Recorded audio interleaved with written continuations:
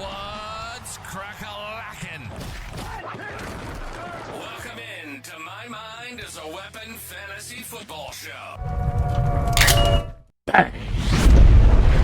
Welcome into episode 147, everybody. I am your host, SleezBall. Today's episode is going to be my Week 11 Stardom Situm quarterbacks for every single matchup this week, guys. Before we dive into it here, make sure you hit that thumbs up. Make sure you hit that subscription button. Turn that bell on. It helps me out a ton, guys. I cannot thank you guys enough for all the support this season. It's been absolutely amazing. I will be live today also, 5 p.m. Eastern, maybe 5:30 p.m. Eastern. I haven't set the time yet. Taking your guys' questions for about an hour and a half heading into week 11. If you guys cannot make the live video, you can always answer any question or any comment you have down below. Does not have to pertain to this video. The trade deadline is coming this weekend in most leagues. So if you have any trade questions as well, fire those in there. I try to answer every single one of them to help you guys get that weekly win and get you that ultimate goal of a championship, guys. And if you want to check out all my rankings videos, even defense and kickers, those are all out. And I just dropped my tight end stardom situm. I'm going to get to my running back and wide receivers most likely tomorrow, guys. So I'll miss the Thursday game. But you're starting Saquon Barkley, you're starting Brian Robinson, you're starting Terry McLaurin, AJ Brown, Devonta Smith. The only ones I don't like are the tight end guys. So now let's dive into my Week 11 Stardom Situm quarterbacks. So if you guys are new to the channel, this is my Stardom Situm QB board. The black box is always the away team. The bottom black box is always the home team. Before we dive into this amazing Thursday night football game that has so many implications for the playoffs, division, everything, I always like to throw a shout out to the co-host of my show. He does tons of research behind the scenes that help me with my research and help me get to the answers that I want weekly. So it is Big Draft Energy. I will have his YouTube link in the description. You can also follow his Twitter, and what we're going to look at here can also help you with DFS pick'ems and stuff like that. Remember, gamble responsibly, but this is pertinent information that you need to pay attention to. So get your phone out, screenshot, stop the video here, screenshot the video here, whatever you want to do. These are the points you need to be paying attention to. So this is looking at quarterbacks with the most advantageous matchups for passing touchdowns. And again, his Twitter is Big Draft Energy, Big Draft Headquarters. Take a second, smash my guy a follow. It only helps you in fantasy football, trust me. So these are the top 10 defenses that allow the most passing touchdowns as a team. So when you're looking at number one, Trey Lance, that could be a sleeper pickup play like I posted on Twitter as a stash play. Russell Wilson, you see why I'm so high on him. And these going down the list are the defenses that give up the most passing touchdowns. Now, moving on here. This is going to be quarterbacks are the most advantageous for passing yards. So these are defenses that give up the most passing yards. At the top, you see Russell Wilson. You see why I'm so high on Russell Wilson this week. He is going to be an absolute smash play. He's on my smash video. He's my QB6. I love Russell Wilson this week. So remember, guys, smash him a follow. Check out his YouTube. He just dropped another video of prop picks and stuff like that today. If you like that as well, he does a ton of content like that. Make sure you check out his page. Helps me out a ton. Helps him out a ton. Support the family.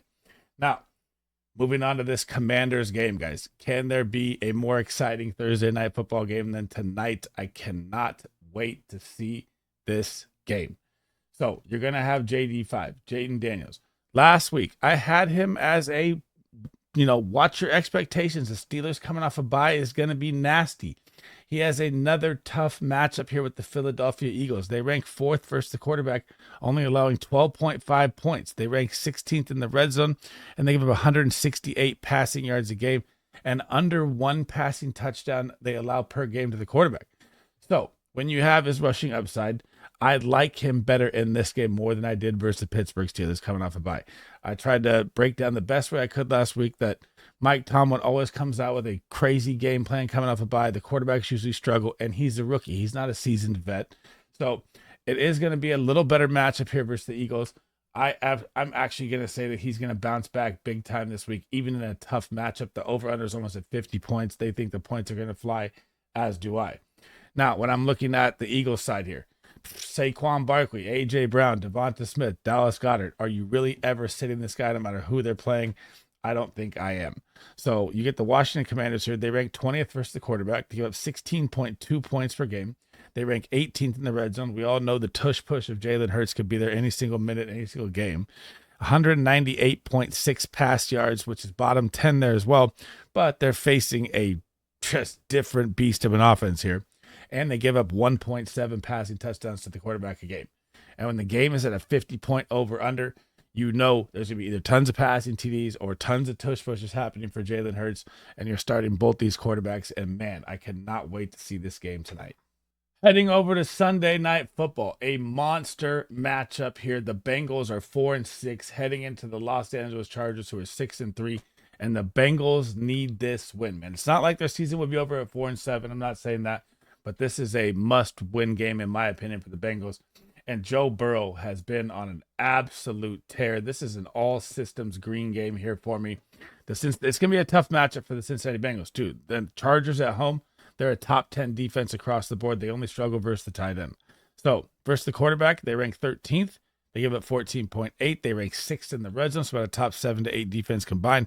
209 passing yards allowed, which is middle of the tier there, and 1 TD. And you're looking at another game where the over-under is 47.5. The NFL knows how to script these primetime games, man. This is going to be an awesome game to watch. Jamar Chase and Burrow just went for 100 points last week. Jesus criminy, absolutely bonkers. And you're going to get T. Higgins back, it looks like, in this game. More weapons for Joe Burrow. I know it's a great Charger defense. Still, you're starting Joe Burrow in this game. Heading down to the Chargers.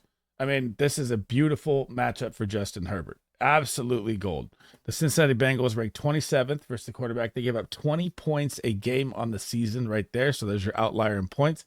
They ranked 28th, giving up 8.2 points to the quarterback in the red zone and 230 pass yards, which is bottom 15 as well. And Quentin Johnston starting to break out a little bit here. Lav McConkey becoming an amazing rookie. You're getting a little Josh Palmer action. They should have tried to trade for a tight end, in my opinion, but Will Dissly's been okay. But the interesting thing for the Chargers is not just that they've opened up their offense like wildfire. In the first 4 games of the season, they never passed over 30 attempts ever. Till the bye. Then they hit their bye. They're kind of banged up. And now they come out and they've thrown for 34, 39, 32, 27. Last week versus Tennessee, they didn't need to. It was kind of a blowout game. So they passed for less. But you saw Herbert using his legs, which you like in fantasy football. Justin Herbert is an absolute smash play. You're starting both these quarterbacks this week. Just 3 straight all-system green quarterback games here. Another monster game. The Pittsburgh Steelers at 7-2 are hosting the 7-3 Baltimore Ravens, and the over-unders at 47.5 in this game as well. And they think points are going to fly, as do I. So when you're looking at Lamar Jackson, the number 1 player in fantasy football, are you ever going to sit this guy no matter what? No, you are not. But the matchup is not great. Like I just said about last week with Jaden Daniels, the Pittsburgh Steelers, they're number 2 versus the quarterback. They only allow 11.2 points a game. They are number 5 in the red zone. They allow 234 pass yards a game, which is, middle of the pack there. And dude, when you're going at Steelers, this is usually a tough defensive grind out, grit game where it's really low scoring and a lot of field goals. But with the way the new Ravens offense is and the new Ravens defense, they don't stop anything. The points just seem to be flying whenever you play the Ravens. And now you have Russell Wilson, who looks absolutely amazing for the Pittsburgh Steelers. Came in, took the job from Justin Fields. I was kind of mad about that. If you watch my videos, I wanted Justin Fields to hold the job at 4-2, and I love his rushing upside. But man, Russell Wilson has just opened this offense up for George Pickens on another level. You saw Mike Williams get the game-winning touchdown last week. He's going to get more involved. Pat Freiermuth getting a touchdown. Najee Harris, it's getting cold winter time. They're about to rumble, bumble, and stumble here. But you're going up against the Baltimore Ravens. This is as good as it gets. The Baltimore Ravens, guys, are 31st versus the quarterback, giving up 22.2 points per game. They allow 314 pass yards per game. That is worst in the NFL, to go along with another worst of 2.1 passing touchdowns allowed per game. Now, if you saw those tweets at the beginning from Big Draft Energy, Russell Wilson is top 2 on both those yards and touchdowns this week. This is why I am so high on Russell Wilson. This is why I'm so high on George Pickens. And you're starting both these quarterbacks again in this game. Going for 3 straight, might as well make it 4 straight here.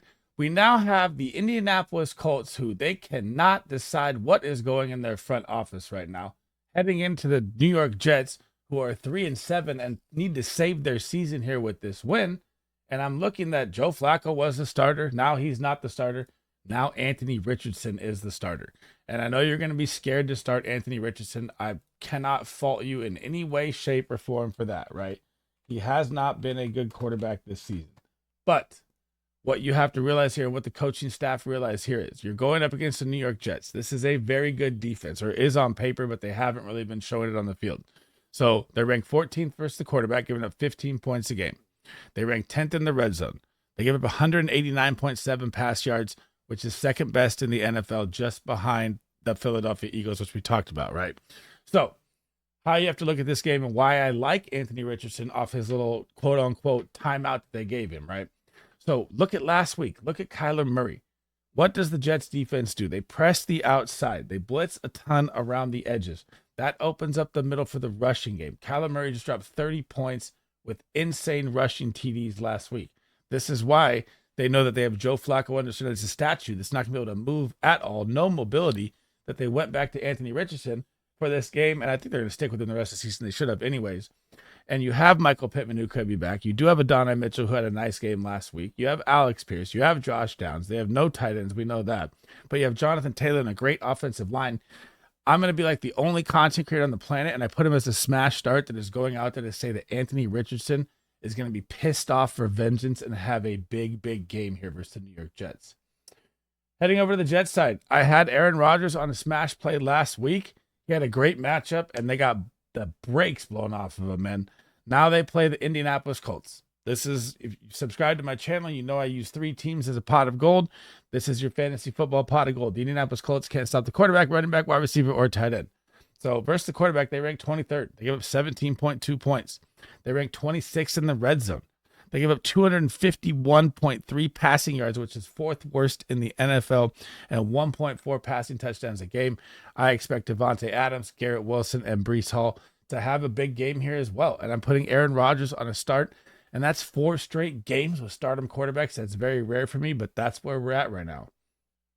Oh, the Jacksonville Jaguars with Mac Jones are headed in to face the Detroit Lions. So T-Law has been ruled out, and they have a bye next week, so kind of smart to save him.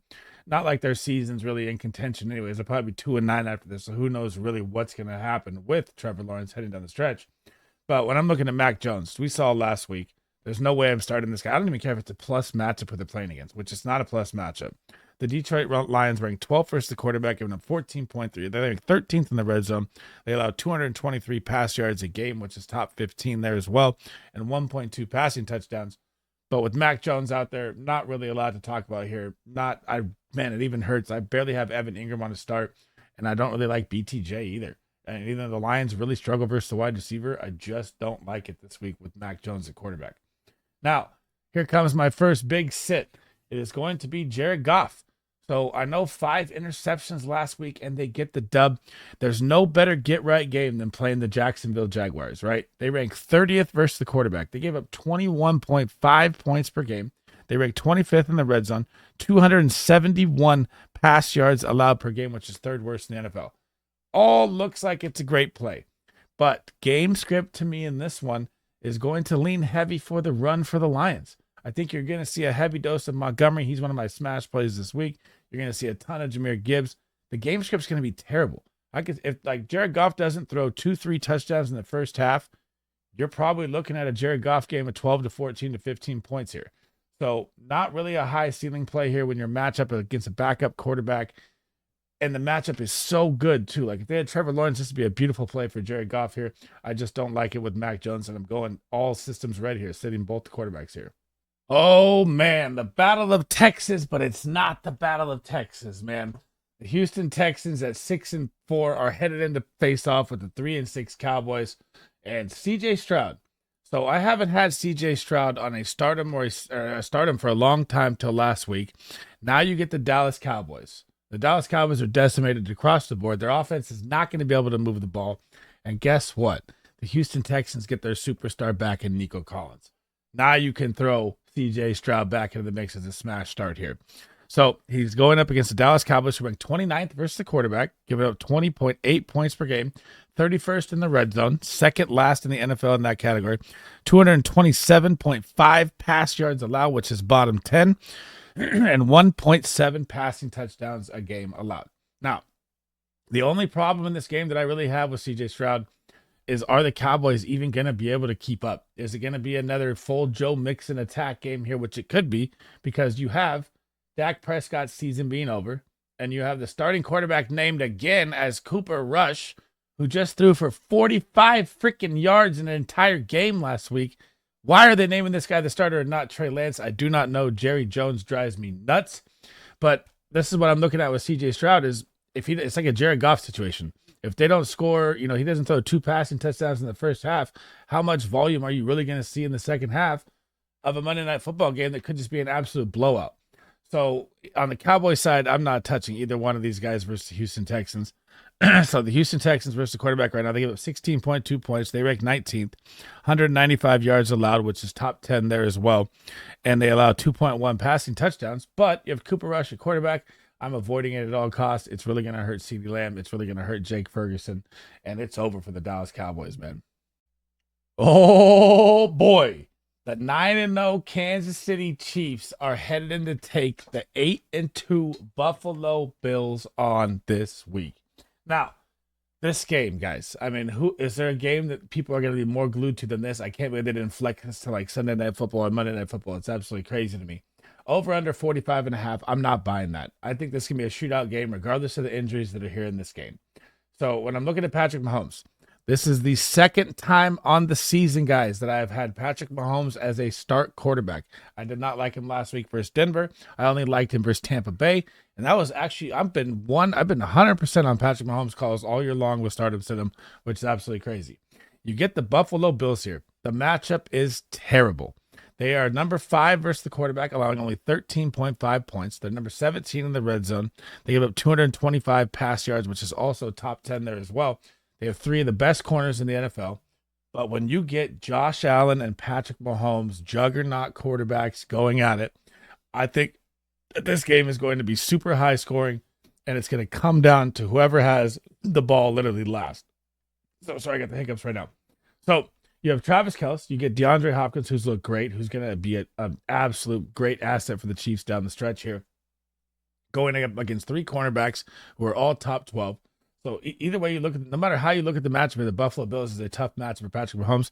I'm throwing everything out the window because this is a superstar of superstardom game right here, and it is going to be high scoring, and it is going to be start both quarterbacks.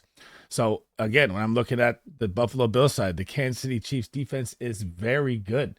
They are top 5 versus number 1 versus the run. Top 10 versus the wide receiver. Versus the quarterback, they're number 17, giving up 16.1. They give a lot of rushing yards to the quarterback, so Josh Allen could eat there as well. And they give up 217.6 pass yards a game, which is middle of the tier. We don't know if Amari Cooper is going to be out there. We don't know if Dalton Kincaid's going to be out there, which is even crazier. And the bye's coming next week for the Bills, but this is such a big matchup that I think that both their superstars are going to be out there. And even if they're not, Josh Allen can backpack any team by himself with scrubs on there. They'll make Curtis Samuel, Khalil Shakir, everybody. It doesn't matter. You're at home in Buffalo, and they want to knock off and give that first loss blemish to the Chiefs on their record this year. And man, I cannot wait to see this game. You're starting both these quarterbacks this week. A sea of red game here as the 7-2 Minnesota Vikings head on to face the 2-7 Tennessee Titans in Nashville, country down city down there. And Sam Darnold last week, man, I don't even know what to say here. I had him as a smash start versus the Jacksonville Jaguars. And look what happened, right? They had a very ugly game. He threw 3 picks. And look at the game script, what I was kind of talking about when I'm looking at the Jags this week going up against the Lions. Is their quarterback play was so bad for the Jacksonville Jaguars that they could still win the game throwing 3 interceptions and tons of field goals. So, I mean, I know Sam Darnold had a terrible week, and I completely missed on that. But you get the Tennessee Titans here. I am sitting Sam Darnold this week. The Tennessee Titans are an absolute good defense, guys. These numbers are going to look skewed, though. So they rank 18th versus the quarterback, giving up 16.2. They rank 22nd in the red zone. So decent play, it looks like, on paper. But they only give up 171 passing yards a game, which is number 1 in the NFL. Sorry, I said the Eagles were at 186. That is wrong. The Titans are the best at the least passing yards in the NFL. So, and their offense never really moved the ball all year long. That's how good this defense really is versus the pass. So I think you're going to see more of a heavy Aaron Jones, a little Cam Akers attack here. And Sam Darnold may get a touchdown early, but I think it's going to be a field goal, ugly game here. And I'm not starting Sam Darnold in this game versus Tennessee Titans defense. And the same goes for Will Levis. I know Will Levis had a big game last week versus Detroit. I had Calvin Ridley on a smash play. That was absolute gold. Now you get the Minnesota Vikings. Look what the Los Angeles Chargers just did to Will Levis last week. They sacked him 7 times. The Minnesota Vikings defense blitzes at the #1 rate. Will Levis is going to be running for his life in this game. The Minnesota Vikings rank 7th versus the QB, allowing 13 points. They rank 21st in the red zone. They do give up 253 pass yards, but they do stingy up in the red zone like crazy. So they give up 1.4 passing touchdown as well. But I don't see Will Levis having a good game here against this pass rush at all. I think Calvin Ridley will be a decent play for yardage-wise, maybe a touchdown, in the red zone possibility. Same for Justin Jefferson, but I think it's really going to be an ugly game for these quarterbacks this week. Oofda! The Las Vegas Raiders, whose season is 100% over, are heading into the Miami Dolphins, who are trying to save their season here. 3-6, big win versus the Rams last week. Gardner Minshew was named the starter again. Aiden O'Connell still on IR. I'm not going to put Desmond Ridder up there until he gets named as a starter. And you're going up against the Miami Dolphins. They are number 3 versus the quarterback, getting 11 points a game. Number 2 in the red zone. 202 passing yards allowed, which is top 5. I'm not starting Gardner Minshew. I do not like even Jacoby Myers in this matchup. Only really Brock Bowers. So the Raiders are done. They should be looking to, at least see what they have as Zamir White over Alexander Madison. I'll get to that in my running back video. But it's tough to watch these Raiders, man. I feel bad for Raider fans. On to the Dolphins side here. Tua. This is your Tua game right here. The Miami Dolphins get the Las Vegas Raiders. They rank 25th versus the quarterback, giving up 18 points a game, 32nd, dead last in the red zone. They give up 211 passing yards, which is middle of the pack there as well. But now you have the Dolphins with a little rhythm. They get the win they need. They know that they have the Raiders. They know that they have New England in the next 2 games. 2 winnable games they can get to get them back in playoff contention. The stars are going to be shining in this game. Tyreek Hill, Waddle, HN. I even kind of like Jonnu Smith as a sleeper play because the Raiders struggle versus the tight end. And the Dolphins are about to get the train rolling here. Start Tua Tagovailoa this week. The 4-5 Los Angeles Rams are headed in to face the 3-7 New England Patriots in a must-win game for the Rams with how the NFC West is dialed out. So you have the Cardinals on a bye, but they're 6-4. The Niners are 5-4. The Rams are 4-5. Seattle's 4-5. This division is so tight. This is a must-win game for them. And Matt Stafford, I am going to put as a start this week. You're going up against the New England Patriots. They are good versus the quarterback. They rank 11th. They give up 14.3 points. They rank 13th in the red zone. They give up 223.2 passing yards a game, which is middle of the tier there, and 1.2 touchdowns a game. But season on the line, Cooper Kupp, Puka back. You still have Kyron Williams out there who's going to feast against this terrible New England run defense. I'm going to say that Matt Stafford is a start and a must-win game for them, and I think he's going to shine in Foxborough, and I think it's going to be a big win for the Rams here. Now, on to the Drake May side. Jacoby Brissett, no longer the starting quarterback. Drake May was my sleeper play of the week this week. So when you're looking at Drake May, his first 2 games of the season came out, dropped 220 bombs, right? Got everyone excited, right? Then he went through the gauntlet. So now he's battle tested. He went through the New York Jets defense. He went through the Tennessee Titans and the Chicago Bears, who are all top 5 defenses, in my opinion. Now, you get the Los Angeles Rams here. The Rams did just hold Tua very well on Monday Night Football. Held, Tyreek Hill got a touchdown on that little breakout play to the left. Waddle had an okay day. And still, it was one of those weird Monday night games to me. I don't really think the Rams defense is that good, but they showed up because they can coach, man. So they ranked 15th versus the quarterback, giving up 15.5. They ranked 9th in the red zone, so about a top 11 to 12 D. 241.3 pass yards, which is bottom 10 in the NFL. And they give up 1.8 passing touchdowns a game. And you forget that Drake May has the crazy rushing upside from North Carolina. He rushed a ton. He's already rushed a ton this season already. I mean, he's already rushed for 223 yards, and he's only played in 5 games. So, I mean, he's literally averaging about 40, 50 rush yards a game, which is solid. So you're going to get that upside here. You're going to get, I wish he had a little more weapons around him. You pretty much only have Hunter Henry, I have a smash play on Hunter Henry this week. But they need some wide receiver weapons to give him, and I think next year Drake May is going to really be a threat in fantasy football. But if you need a sleeper play this week, I'm okay with Drake May. I don't love it. I don't hate it. Another one of the big games of the week that I cannot wait to see. The Atlanta Falcons at 6-4 are headed in to take on the Denver Broncos, who are 5-5. Big implications in this game on both sides for playoff seeding, for both sides, NFC, AFC as well here. Both teams are on the fringe trying to grind their way in here.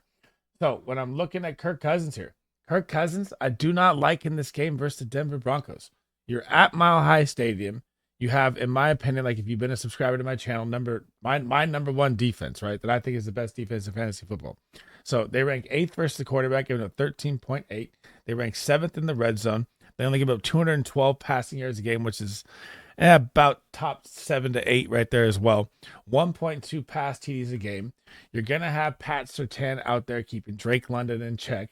So that's why I'm so much high on Kyle Pitts and how much the Denver Broncos also funnel the 4th most passes in between the hashes across the middle. So I don't like Kirk Cousins in this game at all. I think it's going to be another down game for him, even coming off that bad loss last week versus Saints. I couldn't believe that either. He played bad there too. So I just think they're hitting a little skid right now, and I don't like Kirk Cousins in this game. On to the Bo Nix side. I'm going to say that Bo Nix is a start this week. He's just been absolutely great, literally since you could say week 5. 22, 20, 14, 29, 17, 16. The rushing upside has picked up dramatically. You're playing the Atlanta Falcons. The Atlanta Falcons, guys, who you'd think with their defense with Bates and Simmons, 2 of the best safeties, AJ Terrell, Judon, you think it'd be better, but they rank 26th versus the quarterback, giving up 20 points a game. They rank 30th in the red zone, giving up 8.6, 229 pass yards a game, which is bottom or about middle of the tier at 15, or around 15, 14 right there. And I know that they don't have any weapons either besides Cortland Sutton, really. So still, I'm going to throw Bo Nix out there as a start because the Atlanta Falcons defense has been funneling passes to the wide receiver 1. I think Cortland Sutton has a big day here. They need to switch something up with this Falcons defense, man, because they have too many big names out there to be this bad of a defense. And Bo Nix is going to be a start for me this week. The ugly grunge game of the week, 2-7 Browns are headed into the Superdome to take on the New Orleans Saints. And Jameis Winston is going to be a start for me this week, guys. So when you're looking at the New Orleans Saints defense, what do? They just trade away Marshawn Lattimore, their superstar corner. He's gone. Their season is pretty much depleted with injuries offensively across the board. I know Valdez-Scantling had a big game. We'll get to the Saints side here in a minute on offense. But the Saints on defense currently versus the quarterback right now this season, they rank a good defense. You have to throw these numbers out the window, though. They rank 9th, 13.8. Losing Lattimore is going to hurt. They rank 4th in the red zone, where it gets tight. He's one of the best press coverage corners. It's going to get worse there as well. They also give up a 258 pass yards a game, which is bottom 10 in the NFL, and 0.8 touchdowns a game. But you have now Cedric Tillman breaking out, Jerry Jeudy having a game, or starting to get more targets, David Njoku out there starting to get more targets. How are they really going to stop this offense? Nick Chubb fresh off a bye. I think the Browns come out, and I think they mop the Saints out the building in this game, and I don't think it's going to be close. When I look at Derek Carr's side here, I got to give props to him, man. Fresno State, my guy, I'm from Fresno as well. Shout out to Derek Carr. It's rough, man. I know that he had a monster showing last week with 23 fantasy points versus the Falcons. That just shows you how bad that Falcons defense is.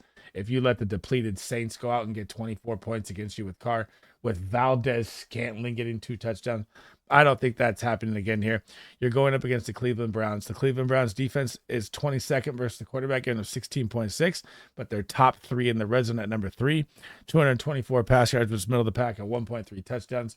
I just don't see it. I don't see it happening again. I know all they have is really Alvin Kamara and Taysom Hill, maybe if you want, but Mason Tipton, Juwan Johnson, Valdez-Scantling, everyone's on IR. Olave, Shaheed, Bub Memes is even on IR. It's not going to look pretty for the Saints for the rest of the season. That's why it's like a shout out to Derek Carr, man, because it's really rough for him right now. One of the biggest rival battles in NFL history is here. The Green Bay Packers are headed into Soldier Field to take on the Chicago Bears and their new offensive coordinator in Thomas here. And honestly, even for the Jordan Love side, this one's really tough for me. So Jordan Love, with this offense and weapons around him, it seems like it should be a must start every single time, right? You have Romeo Doubs, Christian Watson, Jaden Reed, Dontavian Wicks steps in to rotate in and out. Tucker Kraft, Luke Musgrave coming off IR soon, Josh Jacobs.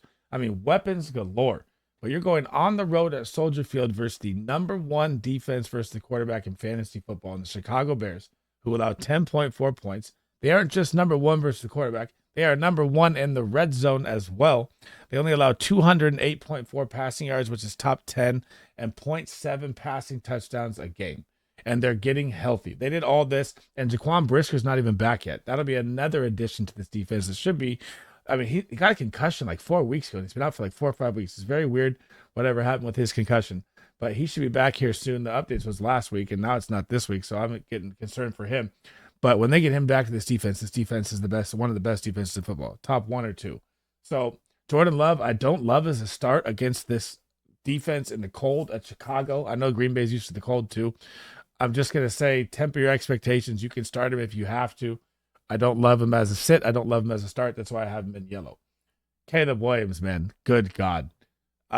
It's the Green Bay Packers are a top 6 defense versus the quarterback. They give up 13 points. They're number 17 in the red zone, 225.6 pass yards, which is about top 12 there as well, and 1.3 passing TDs. New offensive coordinator comes in. They fire Shane Waldron out the building. Do I really want to start a quarterback against a Super Bowl contending team, Green Bay Packers? No, I do not. I mean, he had so many plus matchups before this, and I had him on a couple stardoms, and I just had to eat that because, man, the offense has looked so bad for Chicago. Hopefully, the new offensive coordinator turns it around here, but I don't think it's going to happen against a defense that leads the NFL in takeaways as well, like the Green Bay Packers. I think it's going to be a nightmare game for Caleb Williams here. Here we go. My 49er matchup is finally here. The Seattle Seahawks are coming to town, and man, this game is at a 48.5 over-under. When I'm looking at Geno Smith here, I want to put him as a start. Now, you get DK Metcalf back. He's been missing since week 8. Still have Jay Season, still have Tyler Lockett, still have Kenneth Walker. They're coming off a bye. They're going to be ready to rumble here. And they go up against the 49ers defense, who is very good. I'm still putting them as a start. The 49ers defense ranks 10th versus the quarterback, allowing 14 points. They rank 11th in the red zone, 208.9 passing yards, which is top 10 in the NFL, and 1.2 passing TDs. But every time these guys clash, I know this. I'm a Niner fan. We play them twice a year for 38 years in my life. And I just know that this is going to be one of those high-scoring 33, 36, 31, 28 games. It's just how it's going to be. And like I said earlier when I was talking about the Rams, this is a huge game right here. This is Cardinals 6-4 on a bye, Niners 5-4, Seattle 4-5, Rams 4-5. This is everything on the line here. And when I'm looking at Brock Purdy as well here, this guy is just magnificent. Like, what does this guy have to do to get the credibility of everyone else in the football league to just know that he's a good quarterback? So he, for the second time in a row, he has the best accuracy of 20-yard plus passes in the NFL again. Like, and now you have no Ayuk. There's no CMC. Where are the excuses now? There cannot be any. You get the Seattle Seahawks here. And the matchup really doesn't matter to me at all for Purdy either way. And you can look ahead at the schedule right now and say it's tough. None of that matters with this offense. The Seattle Seahawks are 21st versus the quarterback. They have 16.5 points, 20th in the red zone, 233.8 passing yards allowed, which is bottom 15, and 1.4 touchdowns. But since they've got CMC back, you saw how much it opened up the passing game. You saw Jawan Jennings ball out. You saw Ricky Pearsall get his first touchdown. You saw Kittle get a touchdown, and Debo had a bad game. CMC even didn't have a CMC game on his first game back. That's expected on his first game back. But, man, this offense from here on out, I know I'm a 49er fan and it's biased, but we're coming. Bang! Thanks for rocking with me today, guys. That is the end of the episode. That is my Week 11 quarterback matchup, stardom, sit-ems for every single matchup, guys. Before we head out, guys, make sure you smash that like. Make sure you smash that subscription. Turn that bell on. It helps me out a ton. I cannot thank you guys. It's been an amazing journey all year long. You guys have been absolute goats. I will be live today in about 2.5 hours here. So 2:30 PST, 5:30 Eastern. I'll go till 4 o'clock or 7 p.m. Eastern, and I'll take all your guys' questions, no matter what it is. And the trade deadline's coming, guys. It's crazy close right now. So if you guys cannot make the live stream, you have any comments, questions you want to drop down below, I try to answer every single one of those as well, guys. That's probably it for my videos today. You can check out all my rankings. They're all out before, and I'll probably get my running backs and wide receiver stardoms and stuff tomorrow. So I'll get those out to you guys. But that's it for me today. Hope to see you guys in the live stream. SleezBall out.